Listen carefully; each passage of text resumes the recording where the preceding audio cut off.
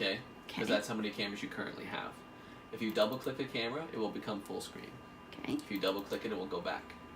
Okay. While the camera is full screen, down here on this little menu bar, you'll see this one looks like a magnifying glass. If you hover over a button, it will tell you what the button does. Okay. Do you see that? Yeah. So if I zoom in, I can click down the corner and I can move around in the camera. The center wheel, the scroll wheel on the mouse, will adjust how deep the zoom is before I move around in it. Okay? If I'm done zooming, I come here and click back. Once I've clicked back though, you'll see if I double click, it won't pull me back. Now I'm technically on a one camera screen right now because I've zoomed. So whenever you zoom or do things like that, it'll effectively make you a one camera screen. So in order to fix that, you come down here, you see this little arrow with the box around, it says other split modes. Okay. You will click that, and the one with the center box is 13, just like you see on the screen. Okay. Do you need me to do that again? Yeah. It's the one with the center box. All right. Next to 25. Okay. So that's your 13 camera view. So double click to to go to a screen, that's zoom. Okay? You shouldn't have to do much else. Right. And then we're going to look at how to look at footage. So you come down here in the bottom left where it has the 4 windows symbol. Okay. You're going to click it, you're going to go search and backup. Search and backup is going to pull up on by sliced image. Now I don't do those. I usually do by event. By event. Okay. Because motion events are by event. Okay. Okay, so I click that, and then I have a beginning date, or beginning time and end time, which also has the date. So I click this little timepiece, that pulls up the month and the day. See that?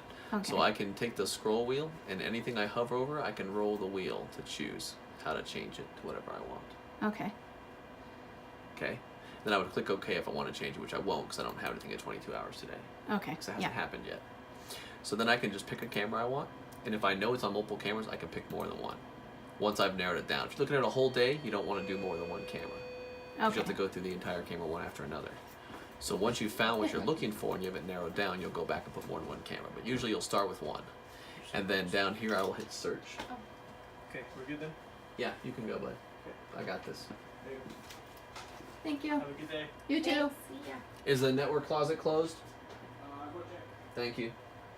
So search at the bottom, this little magnifying glass. Okay. So I'm going to click that, and it's going to pull up all the motions that pertain to the time period and structure that I added and the camera that I assumed.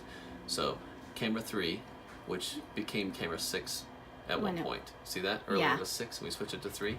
So in the future you won't have that because it'll be the same camera every day. Right. But right now we've just been changing them. So I can click on a motion, and that makes playback highlightable. Okay. So then I can click the playback and watch it. Now the key to watching playback is, if I don't like what I'm looking at, I can look at the entire day no matter what I've chosen. You see all these motions? This is the whole day. Okay. Now it didn't start till a certain time, so I don't have to worry about it.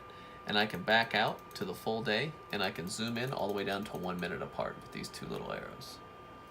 And this is 1 minute apart, see? And I can move anywhere I want in that yellow, whenever I want.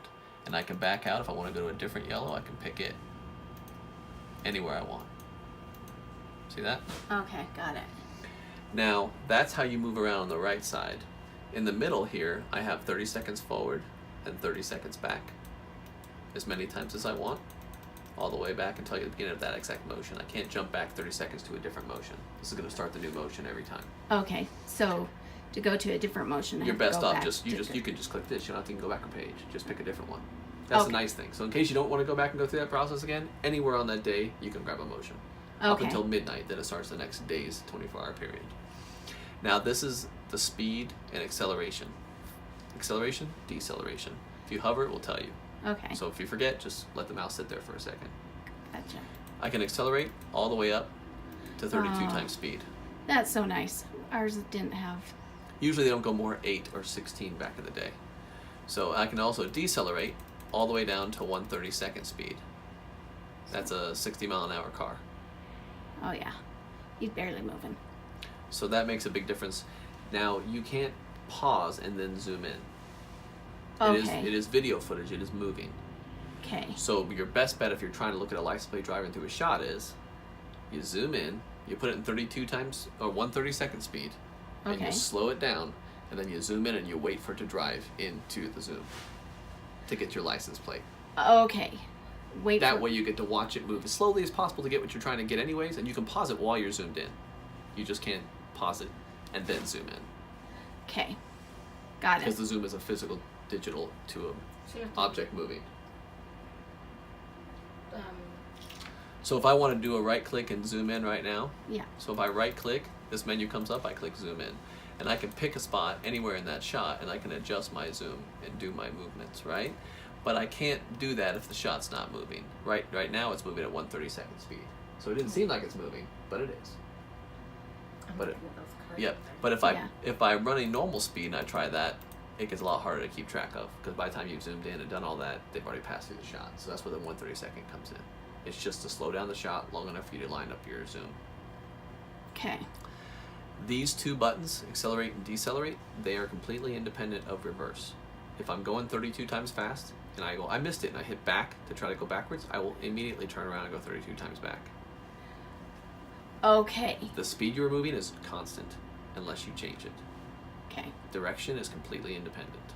So if I hit rewind at 32 times speed, I will not just jump back a second. I will turn it around and go 32 times speed the opposite direction immediately, Okay. which will be just as hard to comprehend as what I just did to myself the other way. So the best thing is pause it, slow it down, and then back up. Okay. Okay? That's pretty much it for backup. The only other thing you need to see in here is this is multiple screens versus one camera. So if you had picked a couple, you can see what's happening on that camera at the same time as the other camera. Okay.